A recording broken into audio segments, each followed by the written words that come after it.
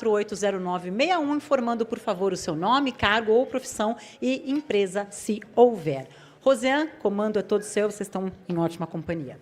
Muito obrigada, muito boa tarde ainda, né, a todos. Muito se falou aqui sobre esse limite, de até onde vai realmente a liberdade de expressão e onde que é discurso do ódio, e por tudo isso passa a discussão também sobre a regulação e a regulamentação e marco civil da internet. E é neste ponto que a gente vai entrar justamente nesse painel, porque há vários vieses para serem observados. E aí eu vou passar a palavra para cada um dos nossos convidados, para que cada um fale 5 minutinhos e, na sequência, a gente, depois dessa introdução, inicia as perguntas. Deputado, pode começar. Boa tarde a todos e a todas. Eu quero agradecer o convite para participar desse encontro, cumprimentar o Estadão pelos seus 150 anos. Um país jovem como o Brasil, você tem instituições seculares, passa a ser cada vez mais relevante. E considero que é muito oportuno nós refletirmos sobre liberdade de expressão, que é um desafio essencial para a construção da democracia no Brasil.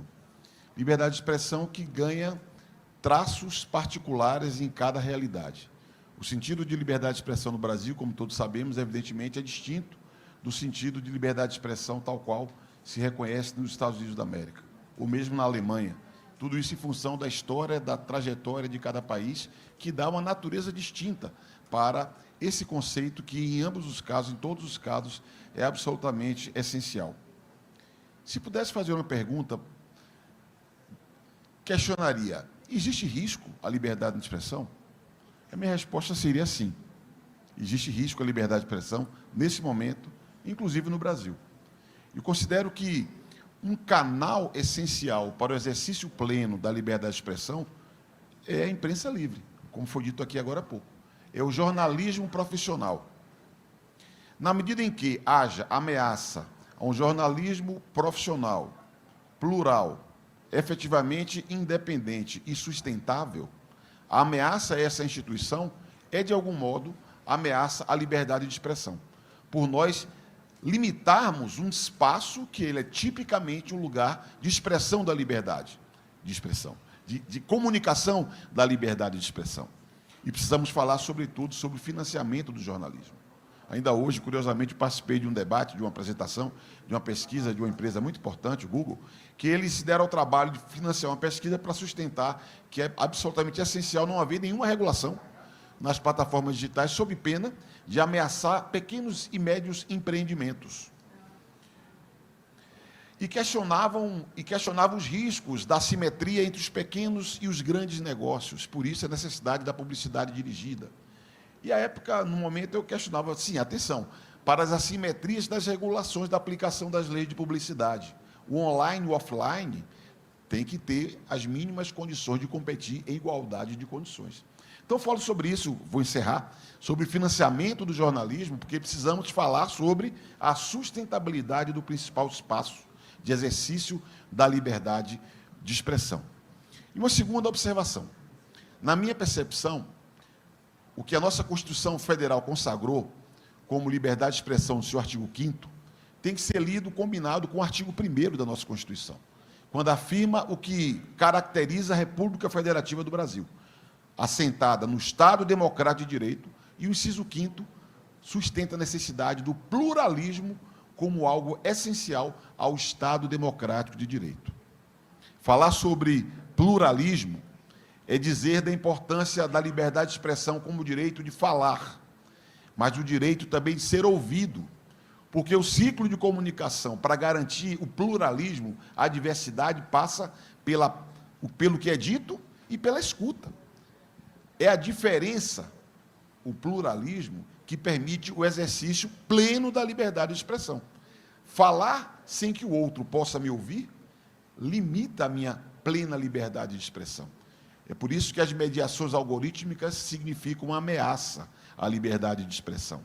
E é por isso que transparência na operação desses serviços é algo essencial para que a sociedade, ela própria, avalie se a liberdade de expressão está sendo respeitada. E, por fim, a liberdade de expressão em tempos de redes sociais deve permitir oferecer instrumentos para que o próprio usuário, ele, ele defenda a sua liberdade de expressão, porque há moderação de conteúdo, e eu considero adequado que haja, atenção, na minha percepção, mas isso não pode ser feito de modo opaco, é preciso ser feito de modo transparente e permitir que o usuário, ele próprio, conteste a moderação de conteúdo, ou seja, defenda a sua liberdade de expressão. Nesse tempo de hoje, que é um tempo iluminado pelas tecnologias, há muitos riscos, há perigo na esquina, como o poeta já nos ensinou. E a liberdade de expressão corre risco, e, sobretudo, no campo da transparência, nós podemos identificar caminhos para assegurar a liberdade plena para todos e todas no nosso país. Obrigada, deputado. Antes de passar a palavra para o Paulo, só fazer umas pontuações. Há um ano, o projeto 2630, o projeto de lei que tratava, era o projeto de lei das fake news, foi de vez para a gaveta na Câmara dos Deputados, e, a partir daí, começaram algumas discussões, e dessas discussões a gente tem, no momento, um projeto na Câmara dos Deputados, construído ali um texto, e mais 2 projetos que estão em construção dentro do governo. Um focado mais na questão econômica e o outro em direito do consumidor. A gente poderia resumir mais ou menos assim. Estou fazendo essa observação porque eu sei que eles 2 vão falar em tópicos disso. E, além disso, a gente tem o Supremo Tribunal Federal para concluir um julgamento, que é um questionamento sobre a constitucionalidade do artigo 19 do Marco Civil da Internet. Já há 3 votos apresentados, um pedido de vista, que aí é importante ressaltar a data, no dia 25 de maio, acaba o prazo para este pedido de vista, que foi feito pelo ministro André Mendonça. Então, a expectativa é de que esse julgamento volte para o Supremo Tribunal Federal, volte a ter esse andamento no Supremo Tribunal Federal. Já trazendo um pouquinho de bastidor, a história que a gente sabe é que lá, até setembro, a expectativa é de tentar concluir isso, porque o ministro-presidente Luiz Roberto Barroso quer dar uma acelerada. Eu queria trazer essa informação, porque e trazer o Paulo, que o Paulo faz muito uma abordagem em relação à discussão de monopólios. Imagino que esse, pelo que a gente conversou antes, seja, inclusive, o tema da sua introdução aqui. Bem-vindo. Obrigado, Jean. Obrigado pelo convite, parabenizar ao Estadão pelo evento e pelos 150 anos. Tenho uma relação familiar muito grande com o Estadão. Minhas 2 irmãs trabalharam no jornal. A minha avó, que hoje está com 97 anos e sofre de Alzheimer, mas todo dia que você fala bom dia para ela, como é que está o seu dia, ela repete que acordou, tomou um café, varreu a casa, e aí leu o Estadão e fez a palavra cruzada, embora ela não faça nada disso, mas ela ainda lembra com muito carinho. Então, é bastante emocionante estar aqui também nesse evento. Artigo 19, Brasil é uma organização brasileira, mas afiliada a Artigo 19 Internacional, que tem 9 escritórios ao redor do mundo, e tem como missão a defesa e promoção da liberdade de expressão e acesso à informação. Eu sou co-diretor executivo da Artigo 19 Brasil. Eu queria iniciar com uma breve exposição sobre a questão da liberdade de expressão e como a gente observa isso hoje no Brasil, e aí depois a gente aprofunda sobre a questão das legislações e principalmente o caráter econômico dessa questão que, ao meu ver, é fundamental. Primeira coisa, acho que o Brasil precisa admitir que tem problemas com a liberdade de expressão, que tem problemas de violação da liberdade de expressão. O Brasil, como um país, enfim, da periferia do capitalismo, não tem esse avanço enorme e não é esse paraíso das manifestações e da expressão que muitas pessoas acreditam. Então, isso é importante até para a gente diagnosticar como lidar com as questões que se apresentam hoje em dia. O Brasil sofre com a negação de acesso à informação. Muita coisa foi dita aqui, com assédio judicial contra comunicadores, com o monopólio e a concentração da comunicação, principalmente na radiodifusão, e com uma ausência perene de recursos para o jornalismo, para a comunicação e para uma mídia diversa e plural, né? As raízes históricas dessas desigualdades sociais perpetuam esse problema. Então, quando a gente observa uma história, né, de colonialismo, de preconceito de classe, a gente vê que uma camada importantíssima da população sempre foi alijada dos meios, recursos, para conseguir fazer com que as suas expressões e manifestações fizessem valer na sociedade. Esses preconceitos estruturais, essas desigualdades, aprofundam o problema de uma assimetria no acesso à comunicação e à informação no Brasil.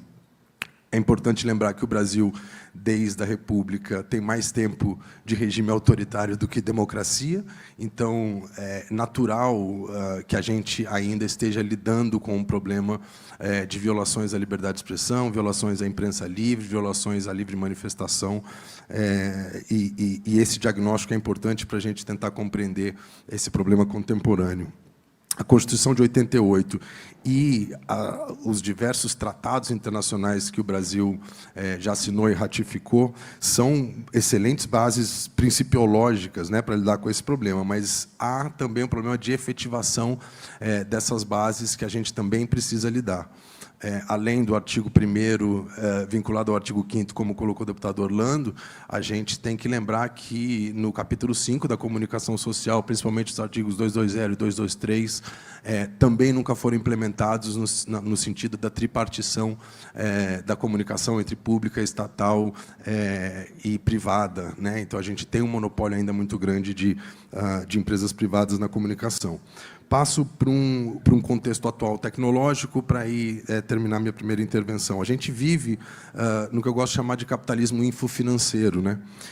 E esse capitalismo infofinanceiro ele é baseado numa expropriação das expressões e das manifestações, tão violenta quanto foi o apagamento e a memória das camadas mais populares da população, que tiveram pouco acesso aos meios de comunicação, mas ele é tão violento, mas ele é um pouco mais sutil, porque ele vende a ilusão de um acesso, de participação e de liberdade de expressão e de empreendimento. Esse é o contexto que eu acho que as redes sociais nos mostram hoje em dia. Essas redes sociais hegemônicas, elas são partes constituintes desse sistema, com o agravante de dominarem e direcionarem o debate público.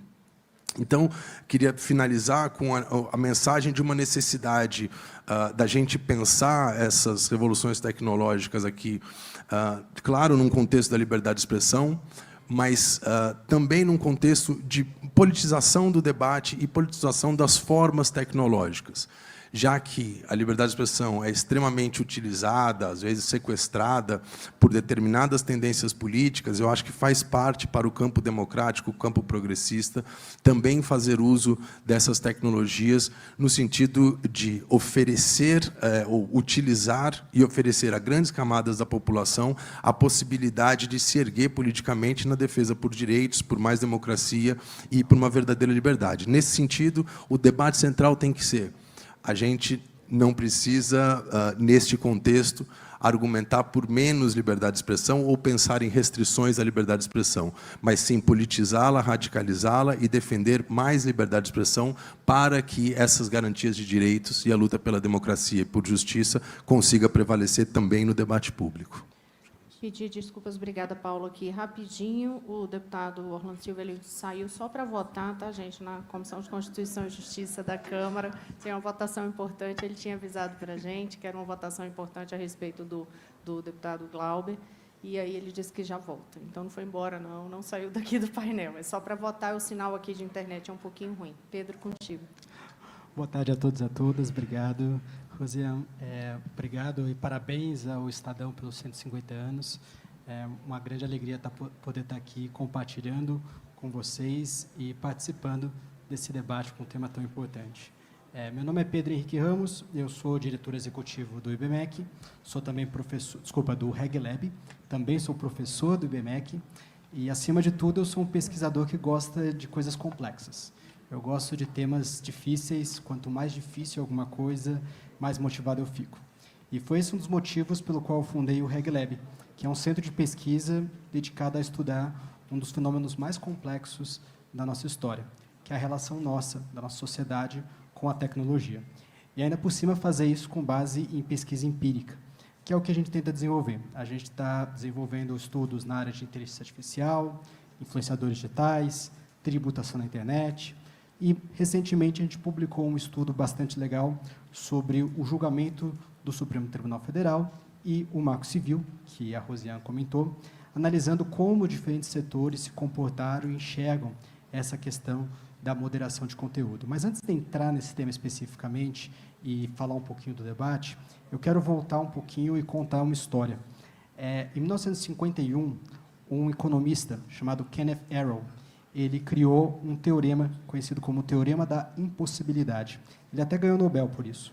Ele fez um conceito matemático em que provou que, no caso de votações, não existe um sistema de votação perfeito, que é impossível transformar as preferências individuais em decisões coletivas justas, ou que todo mundo vai sair satisfeito. Ou seja, é impossível um consenso sem abrir espaço para conflitos ou injustiças. Isso é importante porque a gente volta para uma questão que, a meu ver, é bem relevante para o tema de moderação de conteúdo. Não existe solução perfeita. Sempre vai haver perdas, sempre vai ter alguém insatisfeito. E também a gente consegue ver que, no caso da relação entre redes sociais e liberdade de expressão, a gente também está numa espécie de decisão impossível. Não importa quanto se invista, não importa quanto seja cuidadoso o processo, sempre vai ter crítica. Alguém vai criticar por estar moderando demais, alguém vai estar criticando por estar sufocando debates legítimos, e alguém vai estar criticando também por fazendo abusos. Redes sociais são, sim, o principal palco hoje para debates políticos e culturais. São muito criticadas, é verdade, mas também precisamos reconhecer o quanto elas são importantes para as nossas vidas, para a nossa autonomia. E por isso que cada decisão de moderação, a meu ver, não é uma questão só técnica, uma questão privada. É também uma questão política, uma questão social. E por isso que é um tema que traz tanto interesse para painéis como esse aqui. No estudo que eu comentei antes, que é chamado Interesses em Jogo no STF, vocês podem procurar no nosso site, a gente analisou centenas de documentos que foram incorporados ao processo do STF.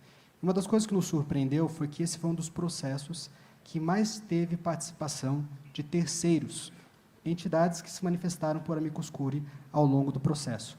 Só de entidades foram 56 entidades que se manifestaram. É um número muito alto. E alguns achados interessantes foi olhar que os argumentos por uma inconstitucionalidade completa do Marco Civil, na verdade, foram os minoritários, não foram a maioria.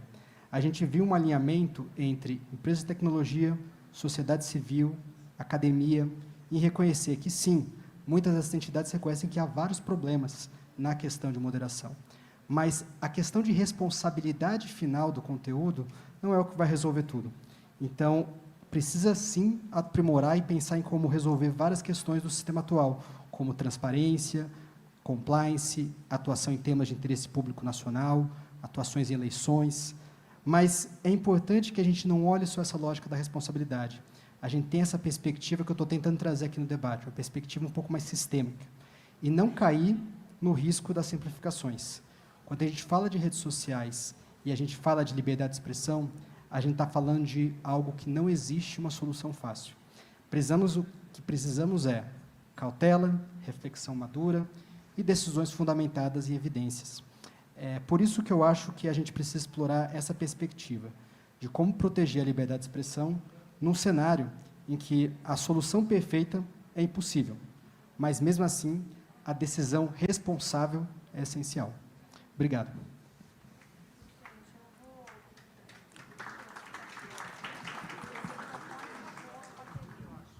Dois. Deixa eu pegar outro. Obrigada. Acho que esse outro aqui, ou acabou a bateria, eu bati. Enfim, não, acabou a bateria mesmo, acho.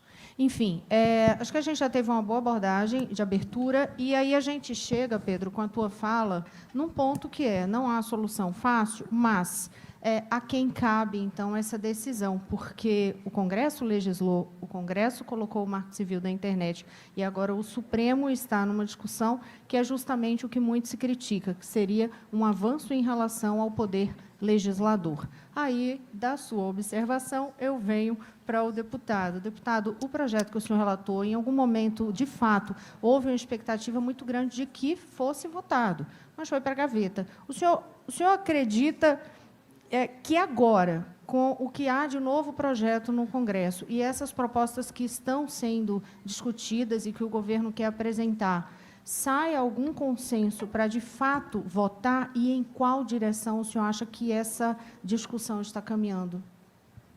Olha, até onde a minha vista alcança, o governo trabalha com a perspectiva de estruturar duas iniciativas. Uma iniciativa semelhante à Lei dos Serviços Digitais da União Europeia, e uma outra iniciativa semelhante à Lei dos Mercados Digitais, também da União Europeia, atuando no sentido de uma legislação antitruste que combata a concentração de mercado, e nós vivemos num país em que o buscador principal tem 95% do share do mercado. Nós estamos num país em que o serviço de mensagem determinado alcança 93% dos aparelhos celulares. Então, há uma hiperconcentração na operação desses serviços. Nós temos acompanhado agora, esses dias, a Comissão Europeia acabou de aplicar sanções duríssimas contra a Apple e contra a Meta para combater a concentração de mercado que é manejado a partir das funcionalidades disponíveis em equipamentos ou serviços dessas empresas. Então, faz sentido, na minha percepção, que o governo estruture uma iniciativa que seja antitruste, digamos assim. Assim como faz sentido uma iniciativa que seja mais na lógica consumerista, digamos assim, de defesa do consumidor, que seria essa norma vinculada digamos assim, aos serviços digitais. O que a minha vista não alcança é até onde vai a pretensão do governo nesse aspecto dos serviços digitais. Eu não tenho presente se, por exemplo, termos relativos à moderação de conteúdo serão objeto dessa norma. Talvez devesse. Sobretudo na lógica de análise de risco sistêmico, de responsabilidade por dever de cuidado, quando há omissão de uma determinada plataforma, omissão diante de denúncias de conteúdos que podem produzir danos para terceiros. Eu tenho a convicção que deveríamos refletir sobre a adequação de rever a responsabilidade das empresas. O novo regime de responsabilidade é uma exigência, na minha percepção. Então, até onde minha vista alcança, há iniciativas boas do ponto de vista do governo, é preciso ver exatamente como será materializado. E é que se construiu uma maioria política na Câmara dos Deputados, já que o Senado votou. O Senado votou um texto do projeto de lei 2630 em 3 meses.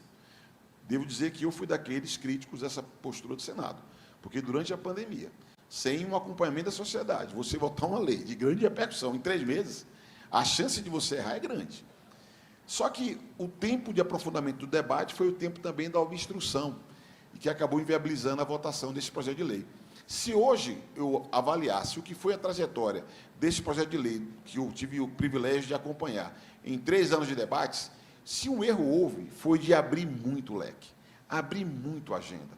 Nesse sentido, a ideia do governo de tratar de modo segmentado pode ser mais eficiente, para que nós possamos construir consensos mínimos, votar a matéria, construir consensos mínimos, votar uma outra matéria, e assim nós chegarmos a um resultado. E entre esses consensos mínimos, eu estou convencido que é necessário haver um novo regime de responsabilidades para as plataformas digitais, e eu espero que nós façamos isso antes que o Supremo Tribunal faça, será mais uma derrota do Parlamento, por omissão,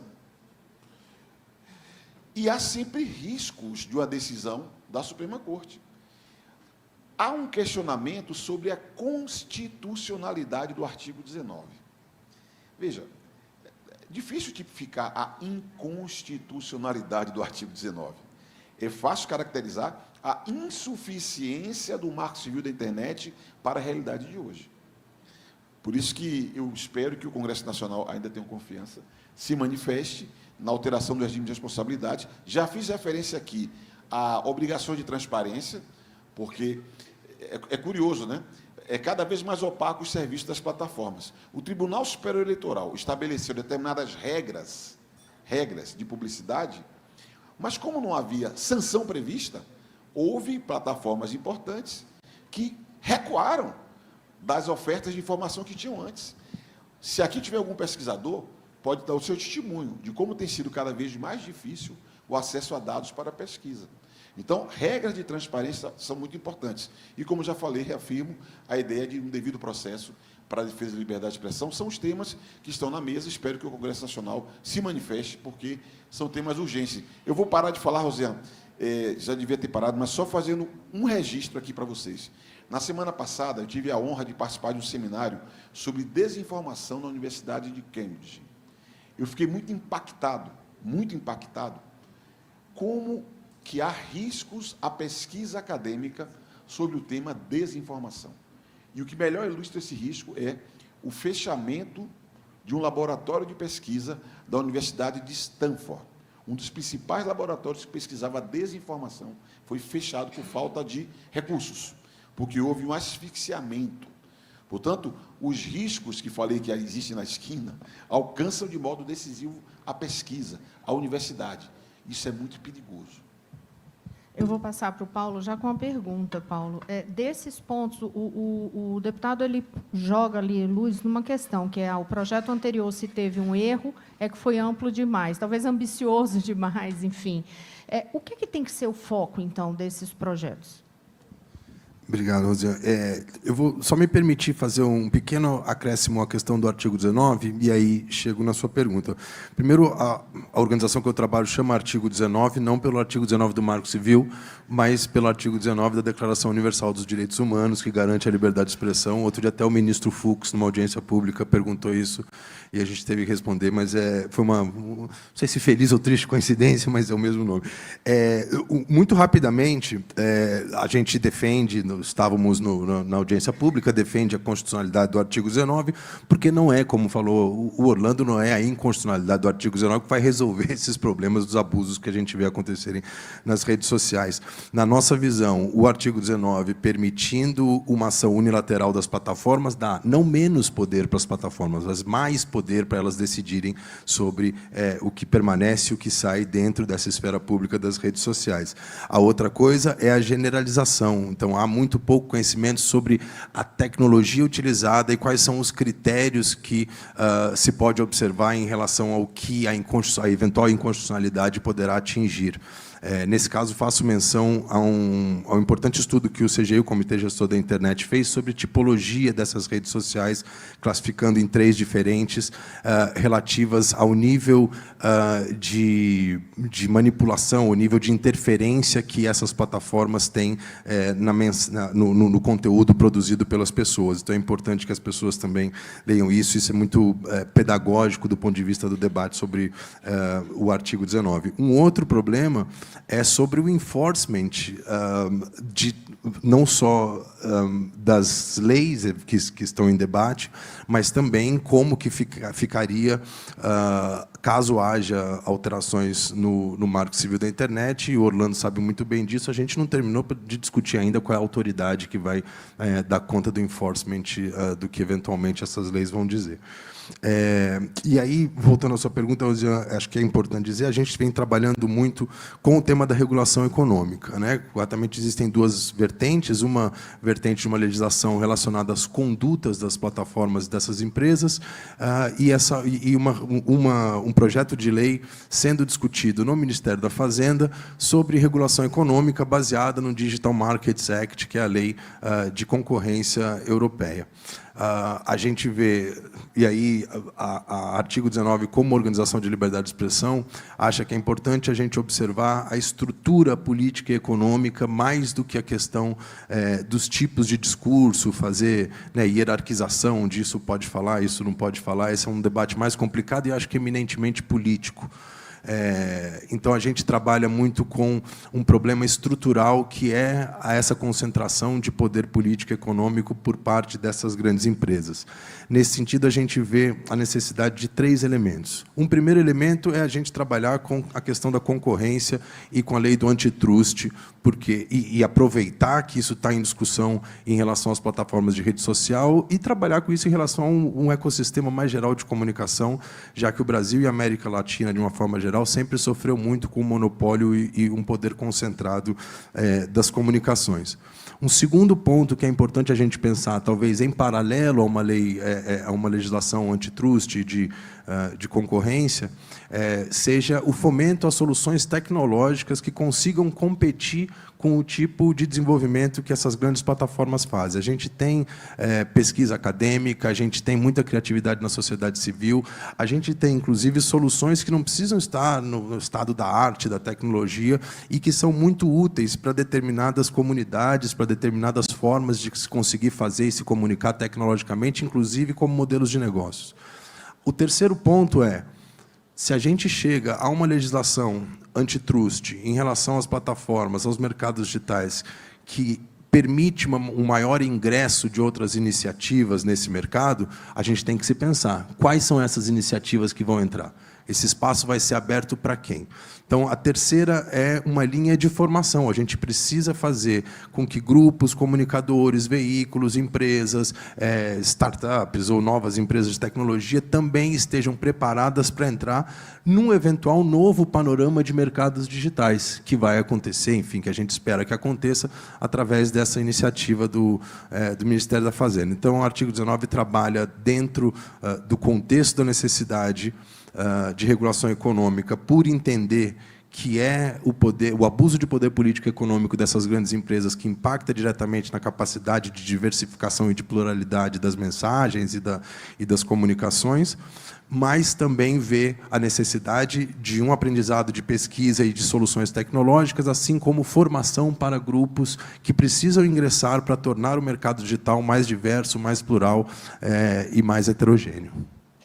Pedro, ainda em relação a essa possibilidade dos projetos, chama a atenção o fato de que, por exemplo, o governo tentou dar um novo gás em relação a essa discussão sobre as mídias este ano, depois que houve uma mudança anunciada nos Estados Unidos em relação a essa moderação de conteúdo.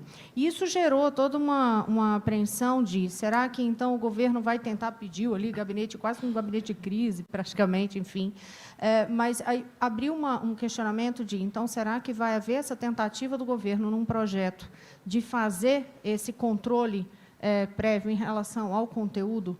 Em primeiro lugar, de você, o que eu queria saber era isso. Se o projeto vier nesse sentido, nesse que trata, por exemplo, do âmbito de relação com defesa do consumidor, qual seria o risco? Ótima pergunta. Eu acho que a própria reação do governo lá em janeiro foi bastante reativa e eu, sinceramente, não consegui enxergar depois passos concretos que foram dados por conta disso. Talvez tenha tido internamente alguns desses passos, mas para a sociedade acho que faltou um pouquinho, acho que houve muito barulho em relação a isso, mas acho que tem coisas importantes. Eu gosto muito da avaliação do deputado Orlando sobre os problemas que fizeram politicamente o 2630 ter dificuldade, que foi essa questão de ampliar demais. A gente ampliou demais o debate, foram colocados diferentes jabutis lá dentro daquela lei e tornou cada vez mais o consenso difícil. A ideia de você transformar isso em uma lei menor, mais focada, eu acho que é um caminho que também enxerga com bons olhos que seja feito pelo Congresso e não seja feito pelo STF. Ainda a gente saiba que o STF está, sim, discutindo, por exemplo, obrigações sistêmicas de transparência e tudo mais. Eu acho que, e é um pouco a minha opinião, tá? Isso acho que é muito mais competência da Casa Legislativa do que do próprio STF para fazer esse trabalho. Acho que é normal que o governo tenha essa discussão e traga essa discussão, e talvez com essa visão, né? Uma visão de vamos tentar, então, ser menos amplo em relação às coisas, vamos tentar focar exatamente naqueles pontos que são relacionados à moderação de conteúdo, à liberdade de expressão, e que mudaram e que precisam ser revistos, e que podem também inspirar um debate importante sobre o papel social das plataformas na economia e na sociedade como um todo. Uma das coisas que eu gosto de pensar é que, se você olha a evolução dos principais marcos internacionais aí sobre responsabilidade das plataformas, a gente vê um espaço de mais ou menos 10 a 15 anos entre cada um deles. Eu vou citar o Brasil no meio. Então, a gente fala lá de 1996, uma lei que fazia sentido à época, mas não faz mais, que é a lei dos Estados Unidos. Em 2014, a lei do Brasil, o Marco Civil, que ganhou uma repercussão internacional muito grande à época, mas que hoje também nos parece suficiente. E o DSA, que o deputado citou, que acho que tem 3 anos mais ou menos, e que é uma referência. Nenhum deles, por exemplo, acabou mexendo nas questões de responsabilidade, pelo menos na questão objetiva versus subjetiva, manteve uma visão mais parecida com a subjetiva, mas foram se acrescentando novos elementos para que pudesse se atualizar com o momento social. Então, acho que esse é o que a gente precisa debater. A gente agora está num momento diferente de 96, diferente de 2014 também, e que a gente precisa também refletir bem como trazer isso. O senhor quer fazer um comentário? É interessante a reflexão do Pedro. Eu só faria um registro. A lei dos Estados Unidos, das telecomunicações, de 1996, ela foi reafirmada pela Suprema Corte quando decide no caso Gonzalez versus Google. Então, apesar de ser mais antiga, é a mais atual, digamos assim, porque ela foi reafirmada na sua essência a imunidade, porque na prática ela reafirmou a imunidade para as plataformas digitais, elas ficam livres de qualquer responsabilidade. E a minha percepção, vou cometer aqui uma inconfidência, né? Vai ficar aqui só entre nós. Faz sentido. Eu, sinceramente, se eu fosse um cidadão americano, um cidadão nascido nos Estados Unidos, eu talvez compreendesse uma lei, tal qual é a lei deles de 1996, que garante a imunidade das plataformas digitais. Por quê? Porque protege empresas que são estratégicas para a vida daquele país. Se você pensar como um nacional e não pensar como cidadão do mundo, que está interessado na civilização, pensar só do seu país, faz todo sentido. O que não faz sentido é nós importarmos, por exemplo, para o Brasil, uma referência que não faz nenhum sentido para nós. Os americanos são gozados, eles falam, nós exportamos a inovação e os europeus exportam a regulação. Como que nos provoca, dizer, vocês estão indo no mau caminho, vocês estão indo no caminho dos europeus atrás de regulação. Só que nós estamos indo no caminho da proteção da cidadania, que é a lógica que motiva os europeus. Então, é só para reagir, assim, interagir, como falou muito bem o Pedro sobre esses marcos legais, mas chama a atenção que a decisão da Suprema Corte, recente, no caso Gonzalez versus Google, revitaliza essa lei, que é uma péssima referência para o debate do ponto de vista do interesse das nações, daqueles que não são os proprietários de empresas transnacionais que hoje discutem, inclusive, a conquista do poder político, que é sobre isso que nós observamos a atuação dessas empresas nesse momento. E aí eu vou pegar aqui um ponto do deputado que eu achei interessante. A gente volta para o início da sua fala, né, deputado? Porque nossa visão de liberdade de expressão é muito diferente dos Estados Unidos também. Então, quando a gente vê em 2014, o Marco Civil ele não tratou o modelo de 96, já matou um modelo diferente. Então, a gente tem que olhar dessa forma, né? Tanto que, poxa, e é por isso que eu acho que a Casa Legislativa talvez seja o lugar de debate ideal, porque a gente não pode importar, seja dos Estados Unidos, seja da Europa, etc., sem ter uma reflexão endógena, uma reflexão do que faz mais sentido para a nossa cultura e para os nossos valores de liberdade de expressão, acesso a conteúdo e assim por diante. Debate bom é assim, ó, o Paulo já vai puxar também. Vai, Paulo. Não, por favor, claro. Não, é só porque eu esqueci uma coisa importante, que eu acho que é um exemplo muito concreto daquilo que eu vinha falando sobre o dano do poder econômico que essas plataformas exercem, por que a gente tem que observar para essa questão mais estrutural e porque ela é tão fundamental hoje. Uma das propostas que a gente tem é uma proposta de desagregação de serviços, né? Hoje, quando você tem uma conta numa rede social, ela hospeda o seu usuário, mas, ao mesmo tempo, ela te entrega também o conteúdo. Você tem muito pouco poder sobre o que a gente chama de feed, ou seja, a ordem das mensagens que chega para você. Aquela empresa, ela te oferece uma série de conteúdos que ela calcula por causa do algoritmo ou por causa de interesses econômicos, etc. Um dos recursos importantes para a gente trabalhar numa eventual legislação antitrust é a separação desses serviços, ou seja, uma empresa que oferece uma hospedagem num serviço de comunicação não pode ser a mesma empresa que faz a curadoria daquele conteúdo para você. Isso é fácil de você ver, na medida em que o YouTube te oferece alguns vídeos, de que o Twitter coloca contas que você não segue na sua frente, etc. Isso abre uma possibilidade muito interessante para a inovação e pesquisa no Brasil, que é a possibilidade de você ter API, ou seja, interfaces abertas, onde novas empresas podem oferecer a curadoria de conteúdo. Ou seja, uma venda casada não dá certo. Quando essas empresas são poderosas do jeito que são, oferecem o serviço, oferecem a sua rede, mas também impõem a você uma ordem de conteúdo, isso é pura e simplesmente abuso de poder econômico e que tem, por agravante, a influência indevida no debate público, né? A gente recebeu uma pergunta aqui, eu vou passar para cada um de vocês depois, porque obrigaria mais uns 20 minutos para a resposta.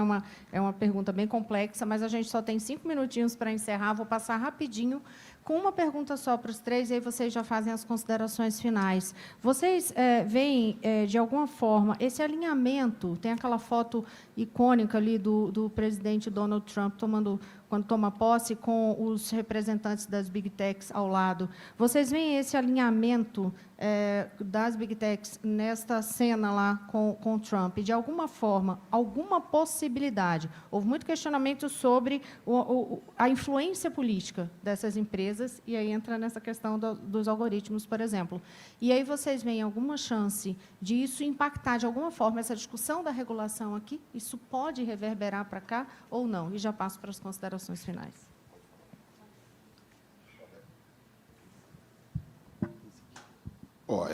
A foto ela é autoexplicativa. Há um alinhamento que tem uma dimensão ideológica, uma dimensão política, uma dimensão econômica. O debate das sanções contra a Apple e a Meta versus o debate do tarifaço proposto pelo Trump está na mesa. Então, me parece que há uma associação, uma aliança que é preocupante. Importa para o mundo refletir sobre isso, discutir esse assunto. Sou daqueles que crê que as Big Techs têm lugar de debate na regulação. Não é possível um país como o Brasil querer regular uma atividade onde há uma indústria internacional forte e que nós não temos diálogo com essa indústria. Sou daqueles que defendem que eles, sim, tenham lugar no debate sobre as regras. O que eu contesto é o abuso do poder de mercado, como nós já vivemos recentemente quando fazíamos debate no Congresso Nacional. Qualquer forma de abuso merece repreensão, mas nós não podemos baixar a guarda de não permitir que haja uma reflexão, um debate, uma construção comum. E eu quero concluir agradecendo o convite e deixando uma palavra de esperança. A virada do século nos trouxe a utopia de que a sociedade em rede, a sociedade da informação, a informação permitiria que nós estruturássemos um novo padrão de desenvolvimento social, e tudo isso mediado pelas tecnologias. Acredito que precisamos cuidar dos efeitos colaterais e não renunciar à utopia da virada do século e que construamos um mundo melhor, inclusive um ambiente digital muito melhor para se viver. Muito obrigado.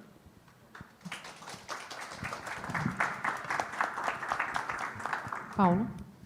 Agradecer de novo o convite, o evento, e parabenizar o Estadão pelos 150 anos, e dizer que ela é muito ilustrativa, como falou o Orlando, e ela representa o que o Richard Barbrook, que é um teórico inglês, chamou de ideologia californiana. Isso já no meados dos anos 90, ele fez um livro mostrando como havia uma visão de determinadas pessoas, empreendedores e tecnocratas, que têm essa visão libertariana, né, norte-americana, onde se juntava não só essa teoria muito endógena dos Estados Unidos da primeira emenda, da liberdade de expressão como uma liberdade de expressão absoluta, mas também uma visão libertariana do indivíduo, né, do indivíduo como um grande empreendedor, daquele que dá certo, etc. Essa ideologia californiana, apesar de ter trazido, enfim, uma série de revoluções do ponto de vista das tecnologias, está neste momento, depois de tanto tempo trabalhando o seu poder econômico e ganhando dinheiro, efetivando o seu projeto político. Então, acho que essa foto ela junta digamos, essa distopia libertariana desses grandes empresários com a concretude da vitória da extrema-direita, e acho que ela representa isso. Mas também, só para deixar também uma mensagem positiva, creio que não vai durar muito, porque eu acho que se cria, a realidade se impõe, se cria movimentos importantes também de questionamento a essa aliança, que pode ser muito maléfica para a cidadania, para a sociedade global de uma forma geral. Obrigada, Paulo. Pedro? Bom, eu não concordo com o que os dois trouxeram, mas eu quero trazer talvez uma outra perspectiva, talvez um detalhe daquela foto. Se a gente olhar aquela foto, tira o Elon Musk, porque o Elon Musk é um caso à parte, tem que ser estudado. Mas vamos olhar o restante. As pessoas não estão com uma cara confortável. Eu não acho que é só um alinhamento. Tem um pouco aí de submissão. E não quero falar que são coitadinhos, longe disso, tá? Mas é que o maior poder político no mundo ainda é o governo dos Estados Unidos. Se a gente olha o que o Mark Zuckerberg, e o Google, e a Apple, e o próprio Twitter fizeram quando o Biden entrou no poder 4 anos atrás, quando houve a invasão ao Capitólio e todas as redes sociais começaram a tirar coisas do ar sobre isso daí, também foi uma forma deles sinalizarem um alinhamento com o governo que estava vindo. E agora eles mostram um alinhamento com o novo governo que está vindo. No fundo, o que a gente vê é que, novamente, ninguém está falando que são coitadinhos, mas existe ainda uma dependência política, regulatória, de recursos públicos, SpaceX, por exemplo, e geopolítica dessas próprias empresas para elas continuarem crescendo. A gente vê isso na questão das tarifas agora, o quanto essa, entre a submissão / aliança, foi importante para que houvesse um recuo na questão dos semicondutores e eletrônicos importados da China. Então, eu acho que é importante olhar isso. Muitas vezes, as caras que estão lá não é um alinhamento somente ideológico, é um alinhamento de capital, um alinhamento de oportunidade do momento político. Então, acho que é uma questão para a gente refletir também. Mais uma vez, obrigado aqui, Rosiane, Orlando, Paulo, pela parceria aqui no palco. E obrigado, Estadão, parabéns pelos 150 anos. Gente, eu peço... Muito obrigada. Eu peço só que vocês esperem um pouquinho, enquanto a Carla chega aqui. Super agradeço já também a participação de vocês. Dou os parabéns também, com uma honra muito grande de fazer parte desse time do Estadão. Então, parabéns pelos 150 anos. Muito obrigada pela participação de vocês. Carla? É sensacional. Rosiane, muito obrigada pela participação de todos vocês. Como uma boa democracia, eu não queria terminar o evento sozinha aqui no palco. Eu quero fazer aqui um lembrete, talvez nem todo mundo saiba, mas o crachá